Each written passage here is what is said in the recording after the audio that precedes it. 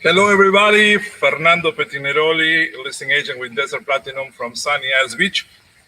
In this very, very busy week for real estate agents, not just getting calls from buyers, but also getting calls from people overseas that have their money in their banks and they want to know exactly what do we know.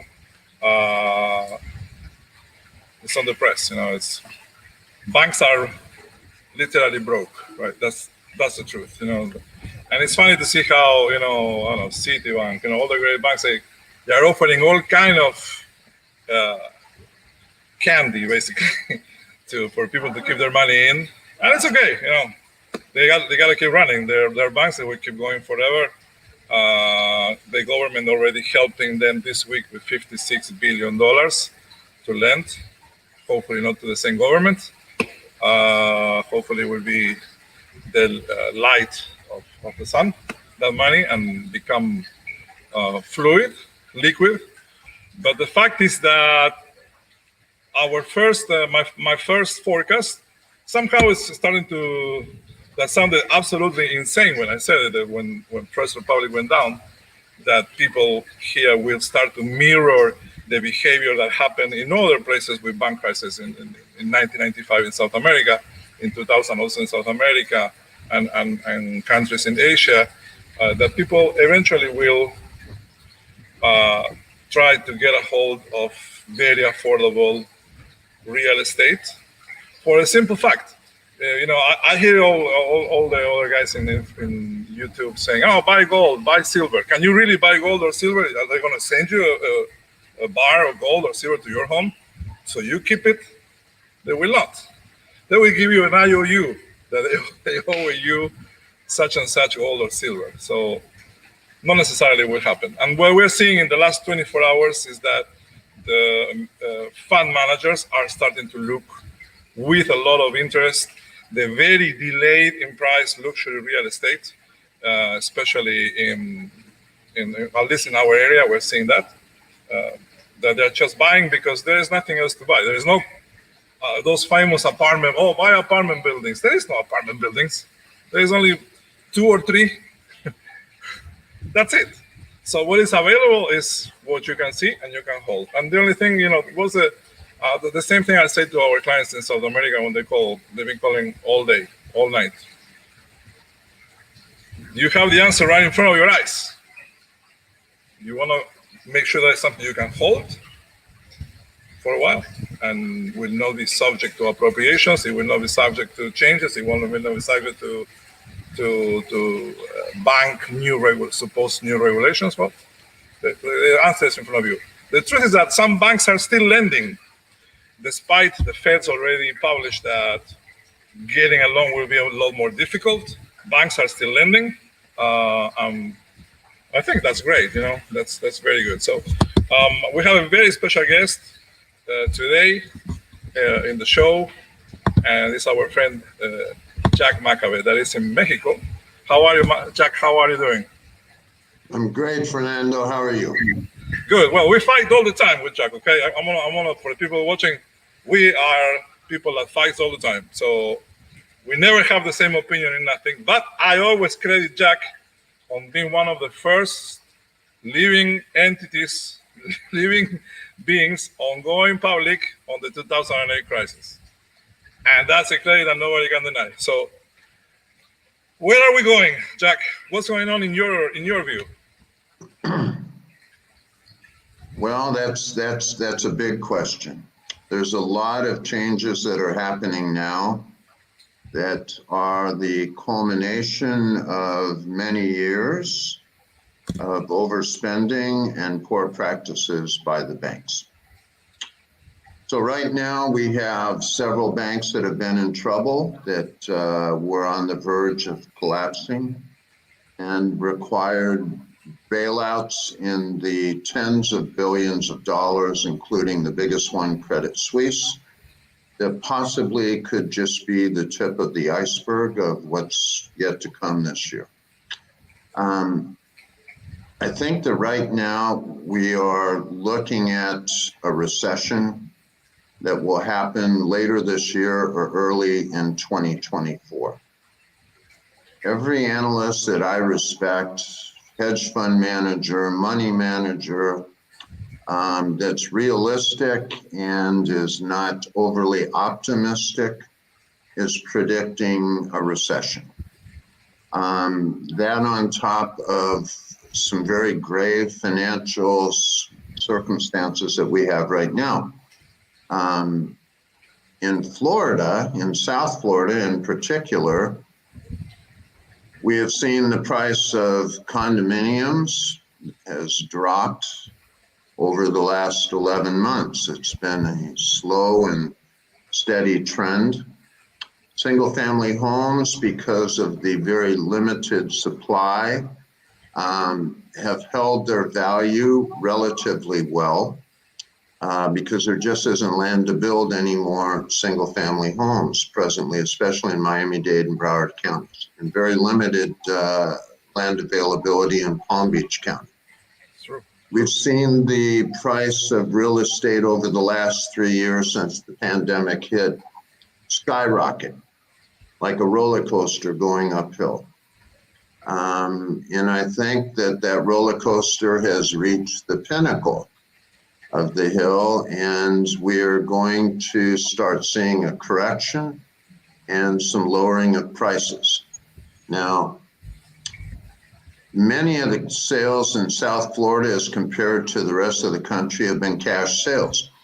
50% or better, where in most of the rest of the country, it's 23 to 28%. We have seen interest rates that 3 years ago were in the 2% range that are now, today, I think it's 6.67 for a 30-year fixed rate. And of course, the Fed of the United States has raised the interest rate again this week because of the severe inflation that the United States is going through. As a comparison, I live here in Mexico. When I moved here 3 years ago, the dollar exchange rate against the peso, you'd get over 25 pesos for a dollar. That is now down to 18.19, a very severe decrease over the last 3 years. And the United States is in a debt crisis as well. They are printing money as quick as they can for all the spending programs and for the debt that is now over $30 trillion. So we have some very severe financial circumstances. I see that it's being printed, but it's going straight to the banks. It's not coming to you or me. Well, and that basically is what happened in the last banking crisis in the U.S. As we know, the government bailed out many, many banks. There was a tremendous amount of consolidation, and the government gave the large investment banks billions and billions of dollars to buy out smaller banks. And a tremendous amount of consolidation. We saw over 50 major banks that were eaten up by the 5 biggest investment banks during that time, which meant less competition. And of course, this is not good for the typical consumer. And it looks like we're going into that direction again, right? Yeah, we are. It looks like we are, because we don't know at this point how troubled and how many banks are in trouble. But we do know that we've seen the tip of the iceberg at this point in the last week and a half. I have access to a study with, they're mentioning 190 banks. That was my first assessment, to tell you the truth, when the first one came out, because basically banks are not, they're not creative people, it's the guy that you see every day, they're not very creative. They all copy the same structure of allocations, basically, right? So they all bought the same stupid bonds that now they're worthless, and that's why their assets are nothing now, right? And their credit is worse than my dog's credit. So, well, they were overly creative during the last Great Recession and severe global recession, and that's really what caused it. Was they were making loans, mortgage loans, with no money down, no credit check, no verification of employment. It was all banks' money that was being used to buy these homes. And you had secretaries and taxi drivers that were buying 5, 10, 15 condominiums because it wasn't their money. And they didn't have to qualify. If they had to qualify during normal, conservative times, they wouldn't have been able to buy one, let alone 10 or 15. And that's what caused the crash. Now, this time around, a lot of that creative lending has been outlawed, but we still find banks now are willing to give out loans with no money down. And so they are making loans at this point, but the criteria overall has gotten stiffer, and it probably will increase as time goes on. The banks generally don't make money unless they're loaning money. That's their biggest source of income. So it's hurting the banks now. They found some ways to be creative. The Silicon Valley Bank was investing in tech businesses. And of course, many of those tech businesses have failed over the last 12 months, and that's what caused the bank to fail. But I think right now what we're looking at is many areas of the United States I consider to be overpriced, overvalued. And I think we're looking at a correction that will be magnified by the upcoming recession. So I think that prices have gotten ridiculously high. There are many people that have lived in South Florida for years, if not all their lives, that are being forced out of the market because they can no longer afford it. Especially in the mid-range. I believe in the mid-range is where I don't feel it as much in the super high-end range, but in the mid-range, it's noticeably out of control. Like, condos that we sold maybe for $270,000 now asking price same condo, not a single asking price $550. Why? This. No rhyme or reason except South Florida has benefited by this huge migration coming from the Northeast United States. Correct. In particular, New York, New Jersey, Massachusetts, Connecticut. It was ushered in by the pandemic when people were able to work at home. Many of them said, why are we staying here in this high-priced, high-taxed area? We can now work remotely. Let's move to Florida like we were planning on doing. So, and they came with a lot of money and much better incomes than the typical Floridian. That's true. I mean, even to this day, the average household income in Miami-Dade County is about $64,000 a year.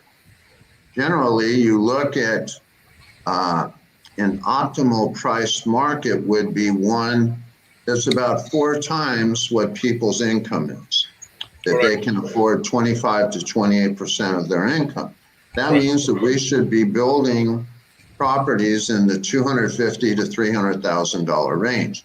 We'll try and find something for $250,000 to $300,000, especially something new. It's impossible. Very difficult, inexistent. Right. So, I think that we're headed for a correction at this point. I think we're headed for a recession. Due to affordability, Maxim, especially, right? The affordability. Yeah, everything is based on, supply and demand are really the crucial things, but when it comes right down to it, affordability is the most important factor in a real estate market. Once things get unaffordable and the majority of the people can no longer purchase them, then you have problems. That's when you have increasing inventory, slowing of sales, and eventually a lowering of prices. Prices are usually the last indicator to fall. And it's usually 6 months to a year after the market has actually changed. Correct. So we've already seen supply is now starting to increase. It used to be not that many months ago where if a fairly priced property came on the market, there would be 20 offers within the first couple of days, Correct. Many of them cash and many of them over list price. That's not happening anymore. Correct. We're also seeing inventory is starting to increase little by little. And that another good indicator is that asking prices, list prices, you know, it used to be you could put something up, you'd have many offers above your list price, even if it was already sky high. Now we're seeing many more properties are reducing their asking price because they're not getting those offers in. A lot. Then I will go back to pricing, but one question that is maybe a possibility. Would you imagine a U.S. market in real estate with no financing available? Would you foresee Well, that? if we have no financing, you're knocking out 72 to 75% of sales, and you're talking about a historic crash, not just of real estate, but of the whole economy, because 2/3 of the economy is consumer driven. And big part of that, of course, is the real estate market. So no, I can't imagine that. I would think that we would see government-backed and guaranteed loans if we ever get to the point where lenders are no longer making loans. So we'll see the government step in because they have to. There's no other choice. But right now, they're still very worried about inflation. And inflation has been going up at 6-7%. You can make a strong case that for other things like housing, automobiles and other products have gone up much higher than 7%. So they're trying to get a handle. And even though we had bank failures this last week and a half, the Fed still decided to raise the interest rate, which is not good news for banks. I mean, I would think they expected it to be frozen or even maybe a little decreased to help them out. But the Fed's two main jobs is to control inflation and to try and keep inflation down to 2%, believe it or not. We're over 3 times higher than that.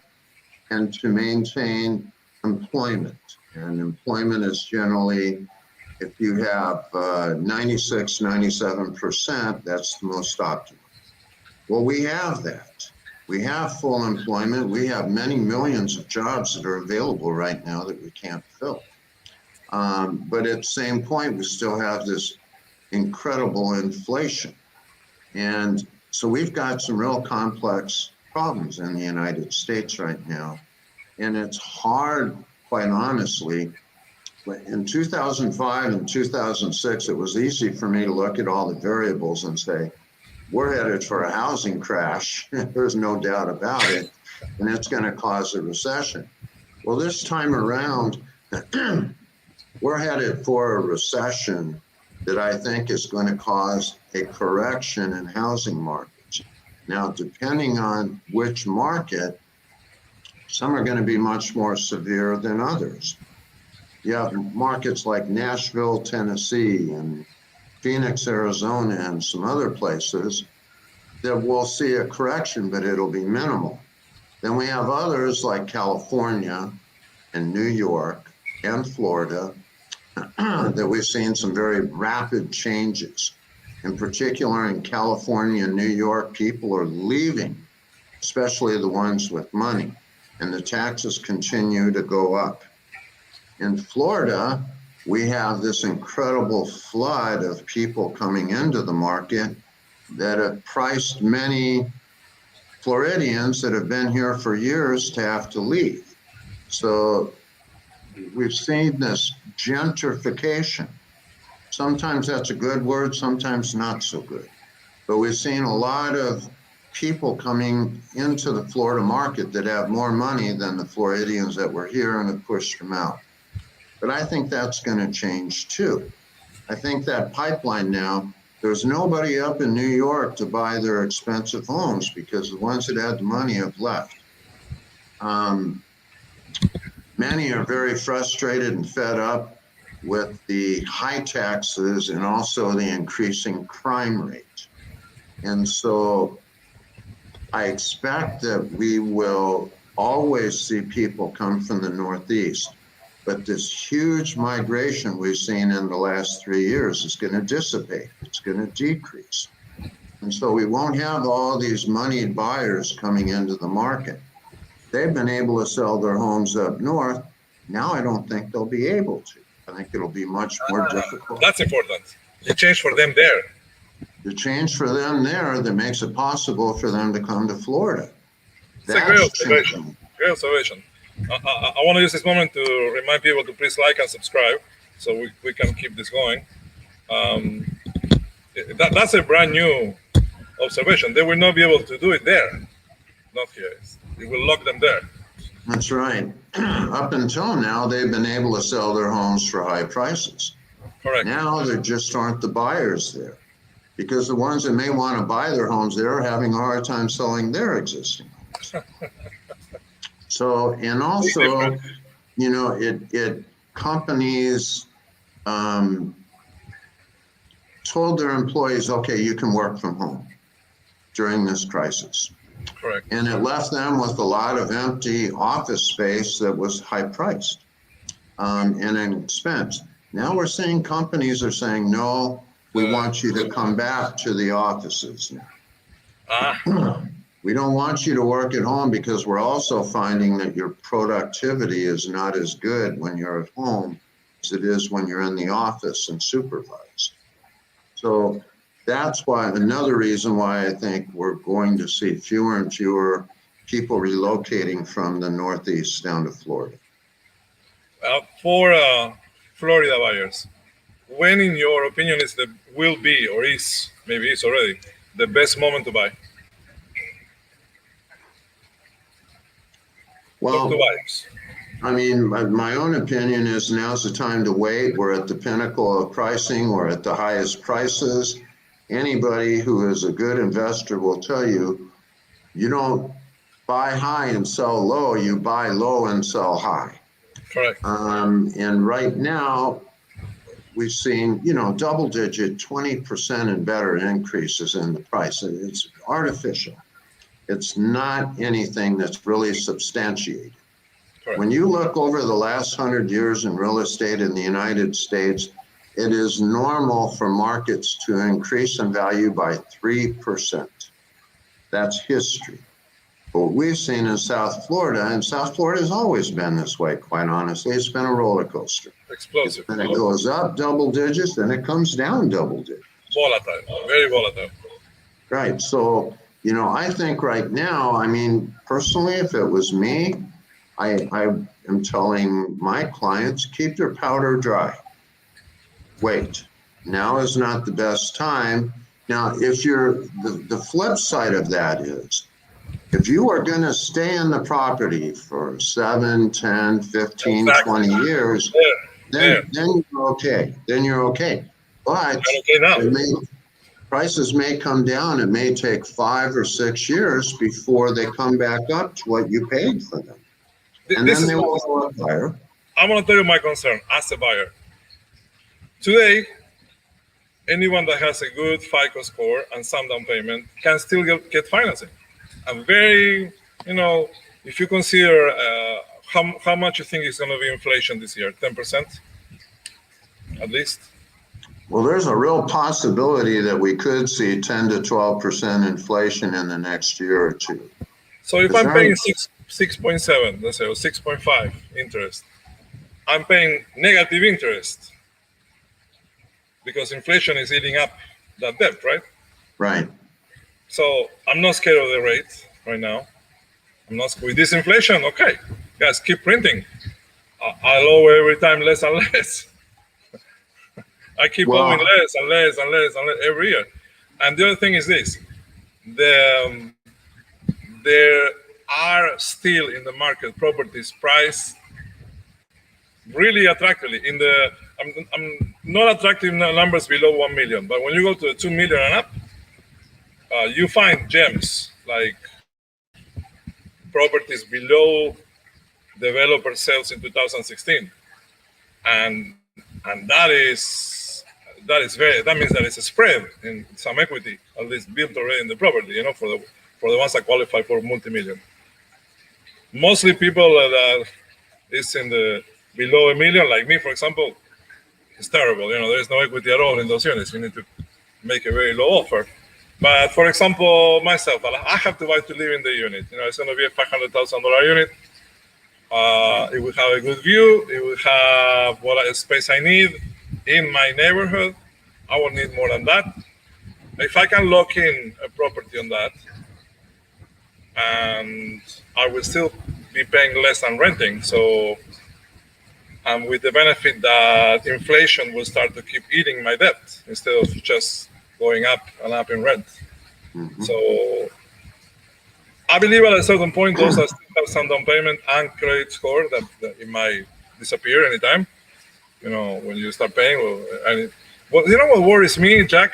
That the Fed went public saying that they expect 2 million people to lose their jobs. That's something that really scares me, because they already, I don't know, deported like 5 million in 1 year. And now they're going to leave another 2 million with no jobs. It's really that important to fight inflation. I prefer them to have a job, not to have a job. I don't understand that part. How you see it? Well, it's, a great example is even though unemployment is at its lowest right now, we've seen huge layoffs in the tech sector. And many of these have been very high paying jobs. Even the low level tech workers are making very good money. So, these are leading edge indicators of what's yet to come. When you see prices are lowering overall, when you see inventory is starting to increase, and when you see the multiple offers above list price are no longer in the marketplace anymore, and now many of the owners are reducing their price to find a buyer, these are all indicators. Now, overall, excuse me, the average price for the market has still maintained its value. Correct. But it's the last thing to go down. And it usually takes 6 months after a market changes before you really start seeing the prices go down. Now, we have seen it in condominiums. Yes. We haven't seen it in single family homes, but we will. Do I think it's going to be as severe as the Great Recession? We saw 50% drops in prices in South Florida during the Great Recession. And we also, for condominium conversions, that product segment, we saw 70 to 80% price drops and a foreclosure rate that was over 70%. Now, that was because of all the bad loans, But it's not happening now. loans. That's not happening now. We have more people that have been paying cash. We have more people with a greater investment in their property. So are we going to have the same foreclosure crisis as before that played a big part in the rundown of prices? No, I don't think so. Are we going to see a correction? Yes, I do, because I think prices are artificially high and they're no longer affordable to the vast majority of people. To the ultra rich, yeah, there may be some bargains out there. Yeah. You're looking 2 million and above, but how many people are looking at 2 million and above, Fernando? It's I'm finding. I don't know. It's because our very strategic situation of being in this weather, in this beach, we in continental US. That is like a safe location for many people, safe place to be. I can see. I mean, in the last week, I received 4 different offers for a property that is priced below market. Okay, it's going into foreclosure. It's priced below market. So we received 4 different offers without a problem, and they are all processing. Actually, they're all working to get some sort of financing. They're working on it. So they're serious buyers. What I see that is getting very hard is for those that bought in the last wave in the 2022, in the last year possibly. They bought in the last wave to do a quick flip I believe they need to forget about it, and start really thinking seriously how they want to be able to keep their property for 5 to 10 years. Because in the price range below 1 million, it's just the prices are so crazy that they're just not responding. So, and even in the below 2 million, it's already to be. I'm feeling it there too. Like I sold the property for 1.29 in May of last year, not even a year ago, and today that same property is maybe a million, maybe 1.1 million. So it's Well, another great example is along the railroad tracks and Dixie Highway from Miami all the way to Palm Beach has always been, when you look at the 6 blocks on either side of that, has always been some of the poorer, higher crime areas in South Florida. correct. You could buy properties in those areas, many cases under $100,000, in some cases 40 or 50,000. I remember that time. Now you can't touch anything for under $250,000, $300,000. Correct. It has priced all those people out. They're having to leave the area. They're having to move far west or to other areas of Florida or out of the state of Florida because they can no longer afford it. So when you look at, and I look at the majority of people, not just the very upper end, that very sliver. And most of those, I think, many of those have already bought, Fernando. I think many of those over the last 3 years have already bought property. That's true. So now if they look to move, are they going to get something better than what they already have? I don't think so.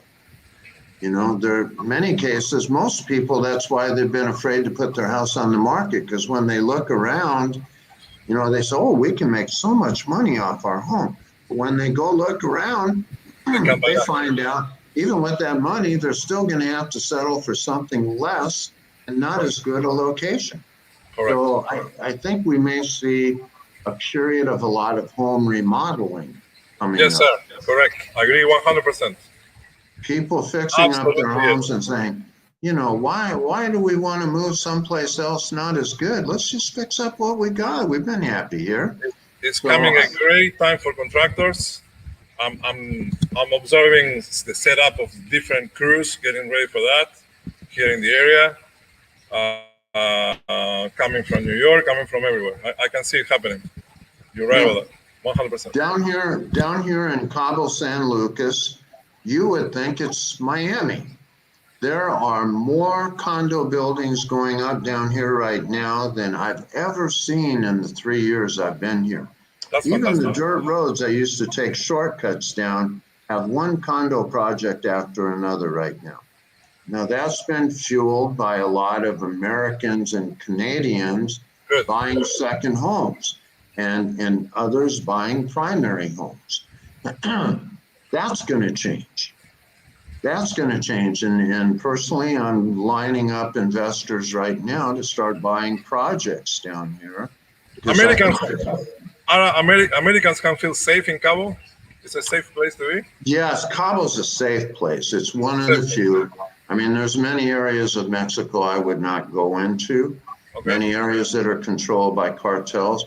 Cabo in particular is very safe. You see people at all hours of the day and night, single women walking around by themselves without fear.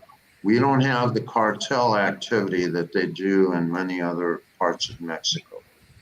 It's the #1 tourist destination. It's taken over from Cancun because Cancun is no longer safe. The Mayan Riviera is no longer safe. So, but here in Cabo, they have not killed the golden, Good. That's better. The goose that lays the golden eggs. They haven't. The hotels support the police down here, so they will not take cartel money. And it's very limited. I mean, the cartels are everywhere, just like the mafia is everywhere in the United States, Absolutely. You don't see it a lot of times, but it's there. Here, there's certain restaurants.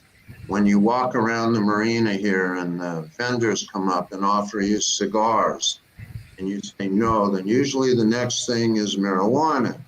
And if you say no, then the next thing is, oh, you want to go to the moon. They want to sell you cocaine.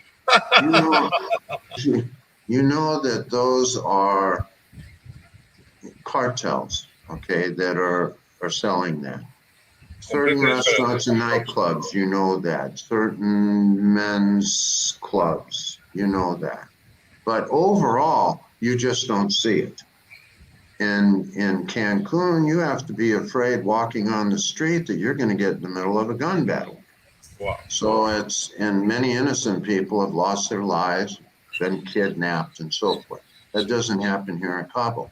And that's why it's been explosive growth down here as well, because it's considered safe by Americans and Canadians. That's But why now they're not going to have that kind of money to invest in a second home. And so I think that many of these projects are going to come to fruition in the next year or two. And there's going to be some outstanding buying opportunities because people are not going to buy or they're not going to be able to close. So there's going to be different opportunities everywhere in South Florida, down here in California even. But overall, you know, I love South Florida. That's always been my home, and you know, I built up a good business in South Florida, and I want to see it do well. But I think South Florida has always been this roller coaster, up and down with real estate. And I think right now we're at the pinnacle, kind of like right here, and it's starting to turn now. So it won't be as bad as last time. There will be corrections. And I think that, you know, if you're considering buying right now and you think you may want to sell in 3 to 5 years, it'd be foolish to buy. If you're planning on staying, if you're going to be there 7, 10 years or longer, then you can write it out. Things will come back up again in the future. Exactly. You know?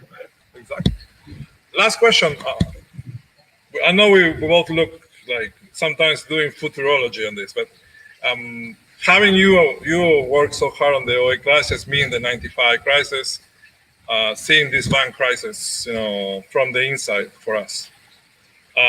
Do you feel that what is happening in the U.S. with banks will somehow start to be contagious to the banks in Latin America? Yes. I mean, all you have to do is, what was the biggest bank bailed out in the last week and a half? It was Credit Suisse, a Switzerland bank, right? Deutsche Bank this morning. We've got others like HSBC, Deutsche Bank. And then you get into the Latin American banks. And many of them have fed off of these bigger banks, or they have agreements with them. So yes, I think the Latin American banks, I mean, Argentina, are there even any banks left in Argentina? It's been devastated, you know. The sign only outside. Bank. Yeah, I mean, I have, you know, a few friends in Buenos Aires, and they would love to get out of there, but they're having a difficult time, and many of them are afraid to be out on the streets after dark. You know, so yes, it will affect the Latin American banks without a doubt, and you've got some that are in terrible shape already. You know, I mean, Brazil, I think, is in bad shape right. And we may even see ones like Panama that has been very strong and has had the dollar, the US dollar, as its currency. I think it's going to be affected because they're so heavily reliant on American banks. So yes, without a doubt, it's going to spread. There's no isolated islands anymore. They're all exactly. interwoven in one way or another. So when one starts hurting, others start hurting as well. Jack, it's been a pleasure to have you as usual. I owe you a visit to Cabo, hopefully before the end of the year. And let's see how this develops, because so far my own projection went like tick tock, perfect. So I started to sleep again. The first week of the crisis, I didn't sleep. I was watching how it's China opening, now it's India opening, now it's London opening. So the entire night was up, seeing what was going on, right? And I'm feeling, for the first time, I'm feeling confident, not because of the bank, because I believe in this. You know, I believe in the BRICS, I believe in real estate, and I believe eventually people will do what they did in South America, that was to go look for hard assets when the banks were unable to subsist. Right? They have no money, they were broke. Like now, these people, you know, they have these beautiful signs in their door that say bank, but they're broke. So, you know, they're nothing.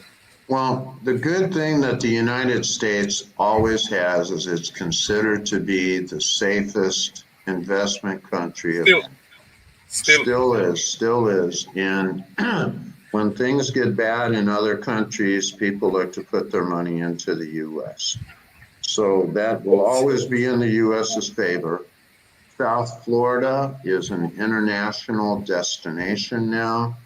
Many people that, especially those with money that want to own a place in South Florida, it's very desirable. Those are positive things that it has going for it. Is it going to totally stem and not be affected by a correction in the rest of the country? No, it's going to be affected. Will it be as bad as some areas like New York and California? No, it will not. Those areas are going to get hit hard. They're going to get hit hard. Also, you know what is going to mitigate our problem? What is going to mitigate our problem is that there is all this money in Latin America that still has to get out of there and has to go somewhere. Right. So as soon as they're able to get a hold of that money and put it on a wire, it will end up here again. It will end up with us. So I'm confident, Jack. I think it's going to be a great 2023. Well, I hope you're right. I hope so too. I'm positive. Not because of the government. Totally different causes. Because the money has to go somewhere and there is no more safe places to go. Where are you going to go? Cabo, us, you know. There's an awful lot of investment coming down here right now, and I'm not quite sure it's very safe either. No, plus, you know, let's be real, okay? Nobody get offended for this. Okay? Nobody get offended. Not all the money can get to the U.S. neither, for many reasons. So, right. It has to go somewhere, right? Cabo it is. Well, it's a good place, but anyway, thank you for having me again, Fernando, and I hope it's a help to your viewers. Thank you, Jack, for being Jack McCabe, superstar consultant with us today, one of the visionaries of the 2008 crisis, and watching from Cabo, from his balcony, how this develops. Thank you, Jack. Thank you for being here. My pleasure. Take care, brother. Take care. Thank you for being here. Jack McCabe, what a nice presence. So let's see how it develops, guys. You know, I'm confident. You know, I keep my, despite what everybody else says. Price might go. I agree with Jack. Price definitely will be a correction. I believe the correction will be mostly in the less than 2 million in South Florida, and it will be a very strong correction in the less than 1 million for one particular reason. The buyers that could buy there are no longer there. You know, people that could get easy access to credit at this moment cannot access that credit anymore. And who knows if at the end, even they have an approval today, who really knows if at the end in underwriting they're not going to be wiped, you know, in underwriting. So, but I'm confident. I'm very confident because I can see motion of money in the air. I can see this is been possibly the most active week I can remember in the last 5 years for real estate. So if you are going to live in the property, buy today, because today you still have access to easy credit. Will that credit be there in 30 days? I don't think so. So use it while you have it. It's what the big investors are doing, using all the credit they can. That's why the banks loan this week. The banks loaned this week 56 billion. That must be for a reason. I want to be in that train, in the easy loans backed by the government. So call your real estate agent. And if you don't have one, call me. 786-505-4007. I am Fernando Pettiniroli, listing agent with Desert Platinum from Sunny Isles Beach. Please subscribe. If you're still here with us, it's been 45 minutes, the longest ever live that we did. Thank you to the sponsors. Thank you to everybody. Next week, Cindy Miropol with us, with her own team from VAU, Virtual Open Worldwide. Is coming John Ioannou, one of our lawyers, to basically talk to us about how to protect the money. Very key issue in this moment. Very key issue in this moment. How to protect the money. And let's meet next week, okay? Have a wonderful weekend. Thank you for watching. Continue with your weekend, and see you soon.